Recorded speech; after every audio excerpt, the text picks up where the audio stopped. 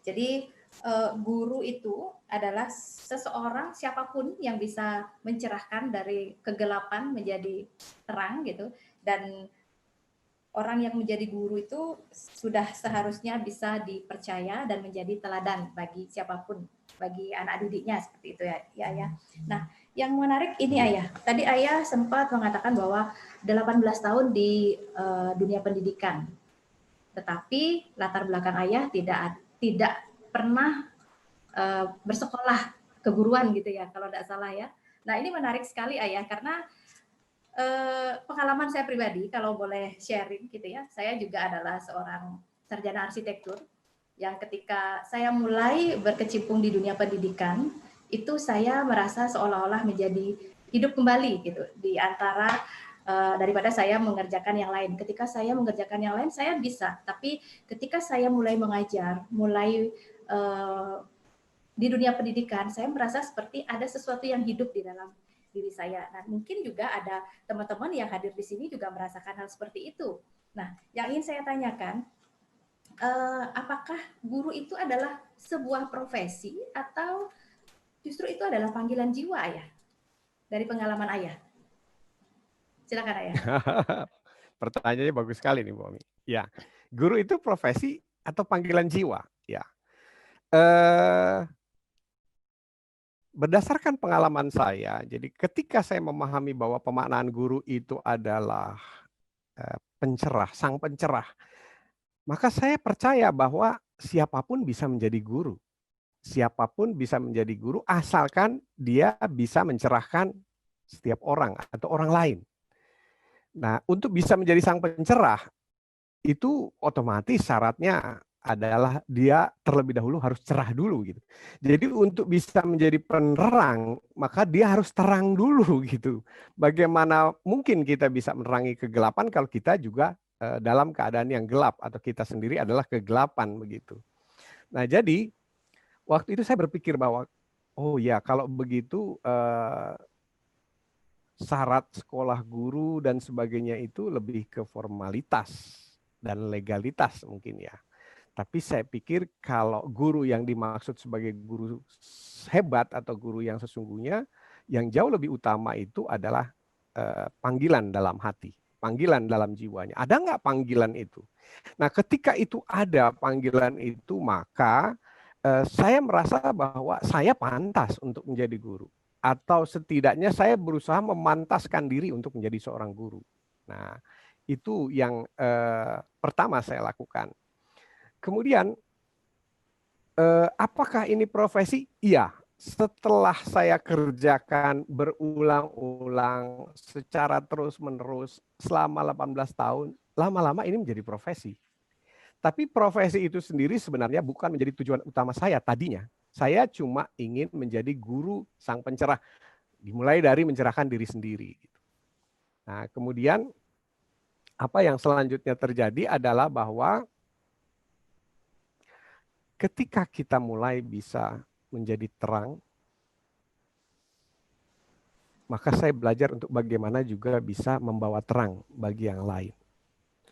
Dari mana saya memulai waktu itu karena saya tidak punya ilmu apa-apa, saya cuma begini, niat saya ingin menolong. Niat saya ingin menolong. Menolong siapa? Menolong orang lain. Menolong anak-anak. Menolong orang tua di rumah. Menolong siapapun. Nah, karena menolong, maka yang saya cari adalah problem. Jadi kalau nggak ada problem, apa yang mau ditolong? Kalau nggak ada yang punya problem, siapa yang mau ditolong? Nah, kemudian dari mana saya berusaha untuk melakukan itu? Yang pertama ya otomatis dari keluarga sendiri dulu. Dari keluarga, di rumah. Saya mencoba melisting problem-problem yang saya alami dengan pasangan. Itu dulu. Karena saya ketika nanti memutuskan untuk menjadi penerang bagi yang lain di luar keluarga saya tidak mau ada kebohongan. Ya, kalau saya di luar begitu, maka di dalam keluarga seperti itu. Kalau saya katakan saya di luar bahagia, di dalam keluarga saya juga bahagia. Saya ingin menjadi seorang guru yang walk the talk. Jadi kalau saya berani ngomong hari ini, nah itu biasanya saya sudah lakukan. Dan itu saya sudah alami. Jadi tidak ada settingan begitu kira-kira. Yes. Nah, kemudian mulailah proses menolong ini saya coba terjemahkan dalam bentuk aplikasinya seperti apa. Setelah saya coba di keluarga, maka saya berpikir selanjutnya adalah mencoba lewat sekolah. Itulah pertama kali ide saya muncul untuk mendirikan sebuah sekolah. Dan karena fungsi guru itu harus mencerahkan, dan mencerahkan itu adalah menerangi kegelapan, maka otomatis yang saya coba temukan adalah kegelapan-kegelapan yang ada. Ya, di sekolah terutama ya. Nah, kegelapan yang ada di sekolah itu saya kumpulkan, ya kurang lebih kalau realitanya waktu itu adalah banyak sekali anak-anak di sekolah yang mengalami stres. Banyak sekali orang tua yang mengalami stres karena anaknya dinyatakan bermasalah. Nah, ketika ada masalah karena niat saya nolong, karena niat saya adalah untuk menemukan atau menerangi, maka saya bahagia begitu. Dan itulah pertama kali saya mendirikan sebuah sekolah yang menerima segala macam jenis anak yang dinyatakan bermasalah. Nah, jadi sekolah kami adalah tujuan terakhir dari para orang tua yang anaknya nggak diterima di sekolah lain. Meskipun sebenarnya tujuannya tidak khusus seperti itu, kami menerima semua anak, tapi waktu itu adalah kami satu-satunya sekolah yang menjadi rujukan kalau anaknya udah nggak diterima di semua sekolah dan dinyatakan bermasalah. Dan disitulah kami memulai segalanya, memulai fungsi keguruan, dimulai dari saya, kemudian saya membentuk para calon-calon guru saya dengan dasar-dasar atau basic yang benar tadi, ya ini guru dan menjadi pencerah dan penolong. Sampai waktu itu sangat terkenal sekali di awal-awal tahun 2004 atau tahun 2005. Kalau orang menyebut sekolah saya itu adalah sekolah anak-anak bermasalah. Itu loh sekolahnya Ayah Edi yang tempat anak-anak bermasalah. Dan saya nggak pernah khawatir, nggak pernah takut, nggak pernah apapun, ya santai-santai aja gitu, walaupun menjadi terkenal sebagai sekolah anak-anak bermasalah. Nah, disitulah kami memulai mengurai masalah demi masalah yang dialami seorang anak. Mulai dari masalah mindset kita yang keliru dalam melihat seorang anak. Jadi kebanyakan kita pendekatan sistem pendidikan kita adalah anak bermasalah dan anak tidak bermasalah. Dan itu salah besar. Ya, salah besar. Selama 18 tahun saya berani mengatakan ini, itu salah besar. Kenapa? Prinsip dasar yang saya pelajari dulu waktu kita sama-sama ini, ayah bunda yang hadir hari ini ya, kita belajar ilmu biologi itu ya. Kita percaya bahwa anak ini terlahir dari sebuah proses sel telur yang dibuahi oleh sperma. Ya. Kemudian satu sel telur itu berusaha untuk dibuahi oleh ratusan juta sperma. Dan yang berhasil membuahi cuma satu. Dan si satu itulah pemenang. Jadi bayangkan, Tuhan sudah menciptakan sebuah proses rekrutmen untuk lahirnya seorang anak. Proses rekrutmen untuk lahirnya seorang anak. Artinya bagaimana supaya anak yang terlahir ini adalah yang terbaik. Dibuatlah sistem seleksi 1:200 juta kira-kira ya. Sel sperma yang berusaha membuahi satu sel telur tadi. 1:200 juta. Bayangkan begitu ketatnya seleksi. Jadi apa mungkin bahwa yang menang ini kemudian setelah dilahirkan itu menjadi anak yang bermasalah?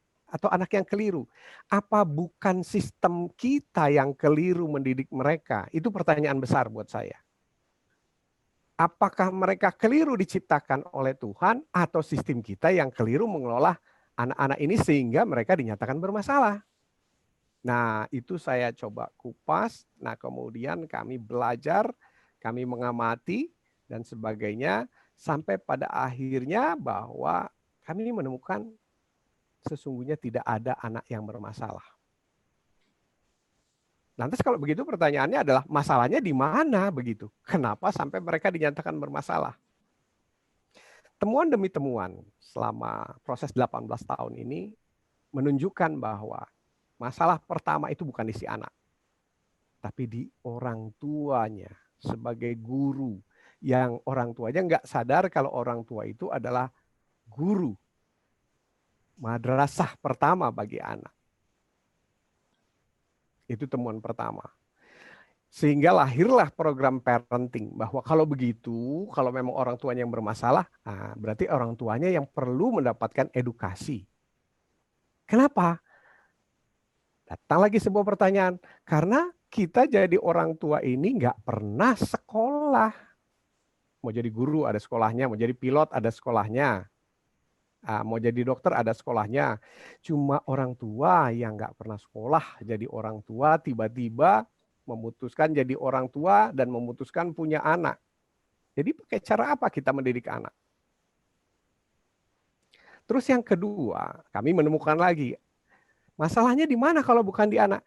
Masalahnya adalah di sistem pendidikan kita. Kita menganut sistem pendidikan yang kalah menang atau win-lose. Jadi ada anaknya yang juara dan anak yang tidak juara. Karena sistem penilaiannya seperti itu, maka otomatis ada anak yang sukses, ada anak yang gagal di sekolah.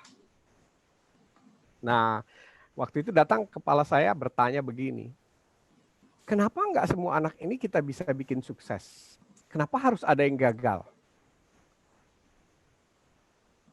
Nah, waktu itu sebuah sistem yang dianut dalam kepercayaan pendidikan adalah selalu anak yang gagal belajar. Sistem yang dipercaya oleh orang tua dalam hal mendidik adalah selalu anak yang tidak bisa dididik.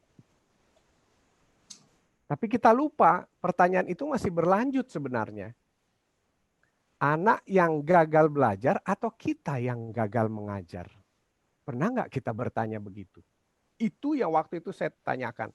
Mereka yang gagal diajar atau saya yang gagal mengajar? Mereka yang gagal dididik atau saya yang gagal mendidik? Nah, mulailah dari sana terkuak apa yang mesti kita lakukan supaya kita tidak menjadi guru yang gagal mengajar, guru yang gagal mendidik. Kita tidak menjadi orang tua yang gagal mengajar dan orang tua yang gagal mendidik.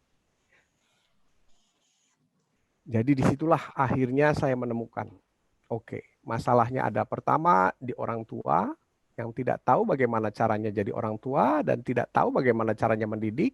Dan cara masing-masing mendidik itu rata-rata adalah cara warisan dari orang tuanya. Orang tuanya warisan dari kakeknya. Dan terus begitu. Kalau kebetulan di garis keturunannya caranya mungkin benar, ya lahirlah nanti anak-anak yang benar. Tapi kalau kebetulan cara-caranya keliru, maka nanti akan melahirkan generasi keliru. Nah, pertanyaannya adalah, apakah ini kesalahan? Bukan. Ini bukan sebuah kesalahan. Ini hanya sebuah proses yang harus diubah. Nah, waktu itu pertanyaannya, mau nggak para orang tua mengubah? Gitu. Itulah kenapa ketika saya mendirikan sekolah, saya mewajibkan orang tua untuk interview. Saya mewajibkan orang tua untuk ikut tes, namanya tes kelayakan menjadi orang tua. Atau kami menyebutnya placement test for parent. Itu pertama kali kami lakukan. Tujuannya apa? Untuk mengukur sampai sejauh mana sih pengetahuan orang tua tentang cara mendidik anak. Nah, kemudian yang lebih dalam lagi, sekarang kami punya sekolah di Buleleng, orang tuanya dikasih raport. Jadi nggak anaknya, orang tuanya juga dikasih raport. Dan setiap 3 bulan sekali direview kemajuan cara mendidik orang tuanya. Bagaimana orang tuanya bicara kepada anak, bagaimana level of voice-nya, bagaimana pemilihan kata-kata positifnya. Nah, kemudian direview, kami memiliki namanya 4 kategori orang tua. Orang tua level D, C, B, dan A. Dan A itu adalah orang tua dengan mendidik anaknya secara layak. Dan ketika orang tua mencapai peningkatan dari D ke A, maka kami akan memberikan namanya Parent Awards. Parent Awards, piara bergilir orang tua yang hebat. Ini kita bicara orang tua sebagai guru di rumah dulu. Orang tua yang hebat. Nah, kemudian nanti orang tua yang hebat itu kita minta untuk bicara dan berbagi pengalaman bagaimana beliau bisa menjadi orang tua yang hebat. Bagaimana bisa mengantongi yang namanya Parent Awards tadi. Sampai akhirnya beliau menulari orang tua lain, orang tua berikutnya, orang tua berikutnya. Dan believe it or not, percaya atau tidak, ketika orang tuanya menjadi baik, aduh anak itu cepat sekali menjadi baik. Ketika orang tuanya mendidik secara hebat, anak itu menjadi hebat luar biasa, cepat sekali. Hilang semua masalah. Itu guru pertama di rumah, orang tua. Jadi kata kunci pertama adalah kita sebagai orang tua harus menyadari bahwa kita adalah guru. Dan ketika anak kita bermasalah, kemungkinan besar kitalah yang menjadi penyebab masalahnya. Apapun itu. Apakah karena ketidaktahuan, ketidakmampuan, atau ketidakmauan. Jadi ada loh ternyata selama 18 tahun saya menemukan orang tua yang tidak mau merubah dirinya. Jadi dia ingin anaknya saja yang dirubah. Dia kirim ke sekolah supaya anaknya berubah, tapi dirinya nggak mau berubah. Dia pikir sekolah itu adalah laundry. Jadi kita kasih pakaian kotor, pulang anaknya menjadi baik. Tidak. Sekolah itu bukan laundry. Nah, proses itu panjang sekali, nanti boleh kalau mau detail kita tanya jawab, biar nanti guru-guru juga bisa bertanya secara detail apa sih yang spesifik mau saya jelaskan. Kemudian berikutnya Bu Ami, kita tidak mungkin meminta orang tua berubah, kita tidak mungkin membuat orang tua menjadi baik kalau tidak dimulai dari guru yang ada di sekolah. Guru yang ada di sekolah. Guru sebagai teladan. Ketika kita melakukan tes kepada orang tua, calon guru di rumah, bagaimana kita bisa mentes orang tua kalau kita tidak punya kriteria yang jelas tentang spesifikasi menjadi guru? Bagaimana kita bisa meminta orang tua berubah kalau tidak ada contoh yang diberikan oleh para guru? Bagaimana guru berbahasa, bagaimana guru memilih kata-kata, bagaimana guru bisa memaintain emosi. Emosi itu yang paling berat. Makanya saya menyebut guru-guru saya itu adalah para malaikat, para angel. Apalagi ketika saya membuka sekolah di Buleleng, banyak sekali orang Bali itu yang masih punya potensi menjadi angel atau malaikat-malaikat. Guru yang berhati malaikat. Ini bukan kecap saya bicara ya. Silakan kunjungi sekolah kami dan bicara langsung sama orang tua yang ada di sana yang menyekolahkan di tempat kami. Atau di sini mungkin ada orang tua yang pernah berkunjung ke sekolah kami. Nanti silakan share pengalaman. Seperti apa sekolah yang kami bangun di Buleleng. Jadi gurunya pun kita seleksi. Jadi kalau anak itu mau lahir sama Tuhan diseleksi 1:200 juta, kami menseleksi guru di Bali itu 50:3-4. Jadi 50 wawancara itu paling dapatnya 4. Nanti dari 4 itu pelatihan sama tes uji selama sekian bulan sebelum boleh memegang anak ya. Itu paling tersisa 2.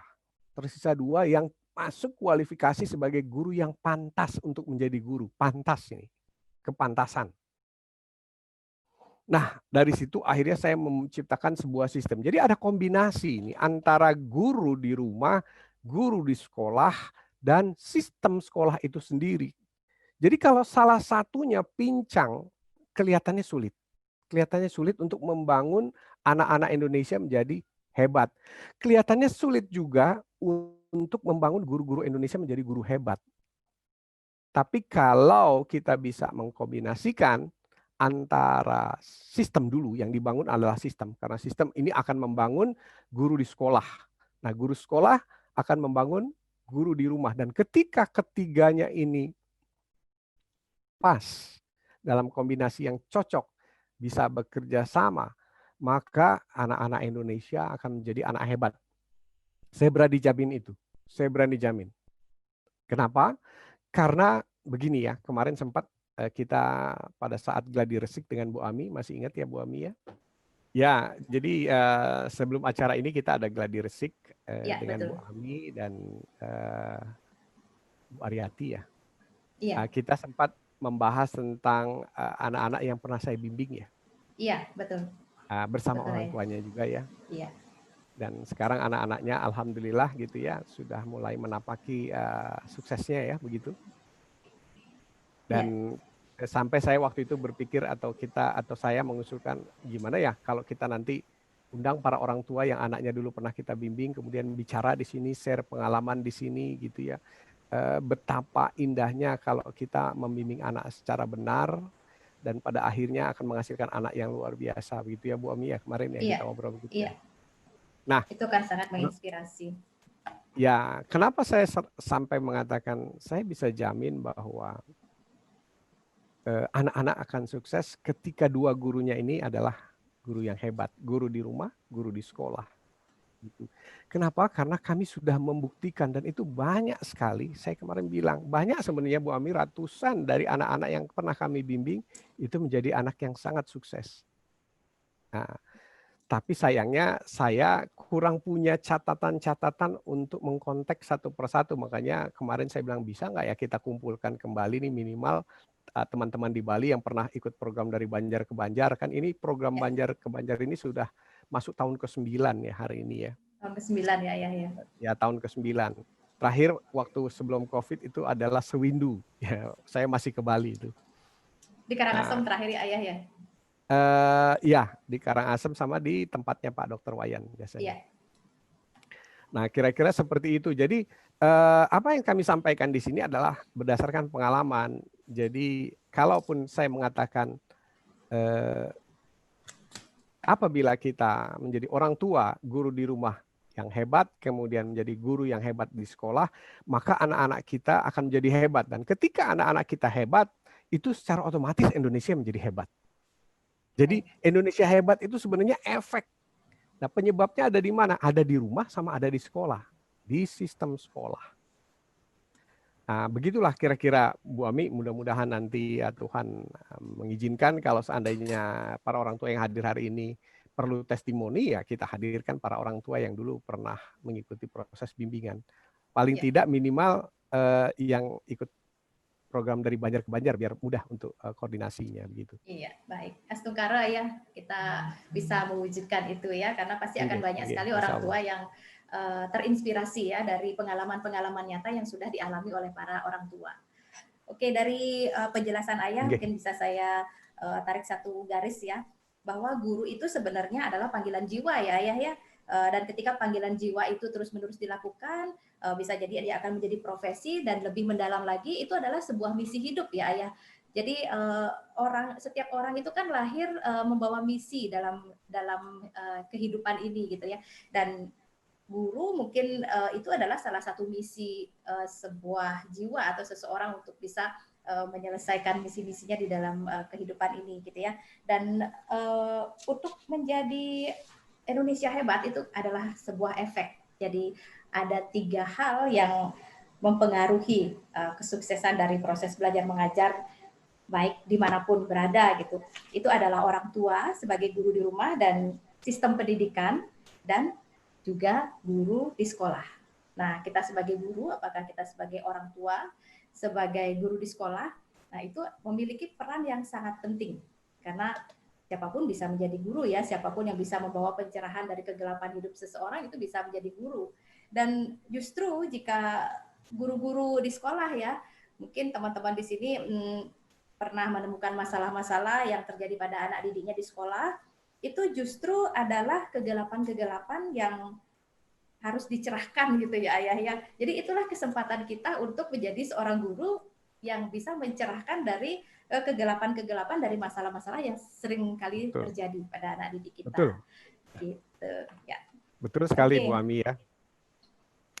Ya, karena guru itu adalah terang, ya, karena guru itu adalah terang. Terang itu hanya bisa kelihatan kalau ada gelap, kan begitu ya. Yes, betul Jadi sekali kalau Ayah. kita sebagai guru penerang takut pada kegelapan, tidak mau terima kegelapan, ya kita nggak akan ada fungsinya. Lampu itu baru berfungsi ketika gelap. Sama juga lampu di rumah, kita baru menyalakan lampu ketika malam hari begitu. Hari, Kalau nggak ada gelap, betul. kita nggak akan menyalakan lampu. Jadi ketika kita menjadi guru di sekolah, maka nikmatilah ketika kita ketemu masalah sama anak. Oh, inilah saya gitu. Inilah kenapa saya jadi lampu gitu. Ya, kalau enggak ada masalah, ya kita enggak ada gunanya begitu jadi lampu. Seperti Justru itu. masalah Seandainya itu. matahari itu ya, seandainya matahari itu 24 jam, kita enggak akan punya lampu di rumah begitu. Iya, betul sekali. Justru itu Seperti adalah itu. kesempatan kita untuk berperan ya sebagai seorang guru mencerahkan kegelapan-kegelapan seperti itu ya. Ya. Ya, Oke, dulu baik. di awal-awal gini, Bomi. Dulu di awal-awal Ya. kita kan sebagian besar tidak punya ilmu yang saya tadi katakan ya, ilmu tentang memahami anak, ilmu tentang pendidikan dan sebagainya. Sementara saya sebagai pimpinan sekolah menetapkan kebijakan menerima semua jenis anak dalam konteks dinyatakan bermasalah. Jadi sering itu ketika ada penerimaan siswa, guru-guru kami suka bertanya, ayah diterima nggak ini? Gitu, diterima nggak? Dan saya katakan, kenapa? Ada pertanyaan seperti ini begini ayah, anaknya begini, orang tuanya begini. Oke. Kalau seandainya kita tidak terima, kira-kira apa keuntungannya? Ya kita jadi nggak repot, kita jadi gini, dan sebagainya. Terus kalau kita terima, ya kebalikannya ayah. Nah, baik. Terus pertanyaan saya pada guru-guru waktu itu ya. Terus hebatnya kita di mana? Ya. Nah, dari situlah saya mendidik guru-guru saya bahwa problem is opportunity gitu. Yes. Kita akan menjadi pahlawan itu di saat perang, bukan di saat damai. Yes, betul sekali ayah. Gitu. Jadi anggaplah ketika murid-murid kita bermasalah, inilah kesempatan kita untuk menjadi guru, untuk mencerahkan. Seperti itu. Nah, sejak saat itulah mulai terbuka pikiran guru-guru kami. Jadi, dari guru yang sebelumnya itu mengajar, teacher, itu berubah menjadi guru yang mengobservasi, mencoba menemukan asal-usul masalahnya apa. Sampai pada akhirnya kami berhasil menyusun satu persatu temuan demi temuan. Oh, kalau anak begini penyebabnya ini. Kalau anak begini penyebabnya ini, terus solusinya seperti ini, seperti ini, seperti ini. Dan saya katakan sama guru saya, tolong dibukukan, tolong dibukukan. Ini adalah temuan berharga. Gitu. Kenapa sih penemu itu cuma zamannya Kopernikus? Kenapa penemu itu zamannya Galileo? Kenapa penemu itu zaman dulu-dulu? Kenapa kita nggak jadi penemu zaman sekarang begitu? Apakah ilmu ini harus stop di mereka? Saya bilang enggak. Enggak, kita punya kesempatan untuk menemukan kalau kita mau mengobservasi anak kita. Kalau kita mau mengobservasi permasalahan yang dihadapi orang tua di rumah. Akhirnya disitulah kami sekarang punya banyak pengalaman yang kami sebut sebagai pengetahuan untuk bisa kami bagikan. Karena ya, kami berusaha untuk menemukan. Jadi saya mengajak bahwa para guru pun begitu, orang tua pun begitu. Ayo kita temukan. Kita ditakdirkan, diciptakan untuk menjadi penemu sepanjang masa. Jadi bukan zaman dulu saja. Kita seolah-olah didoktrin bahwa para penemu itu adanya di zaman-zaman dulu begitu. Enggak, saya bilang zaman sekarang.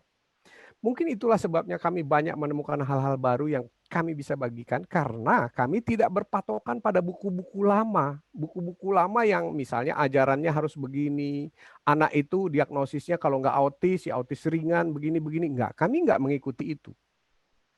Kami justru ingin berusaha menemukan. Jadi yang dulu belum ditemukan harus kita bisa temukan sekarang. Dan dari temuan-temuan itu harus kita buktikan supaya orang melihat langsung bukti-buktinya, testimoninya, dan percaya. Itulah yang kenapa saya inginkan bahwa nanti kalau dikasih kesempatan sama Tuhan, setelah acara ini kita akan hadirkan semua testimoninya. Yes. Ya. Baik, ayah. Wow, seru sekali ya. Dan kita baru menyadari ya bahwa slogan bahwa guru adalah pahlawan tanpa tanda jasa. Kalau mau jadi pahlawan ya harus ada medan perangnya gitu ya ayah ya. Kurang lebih Kira-kira seperti itu begitu. ya. Ya, persis.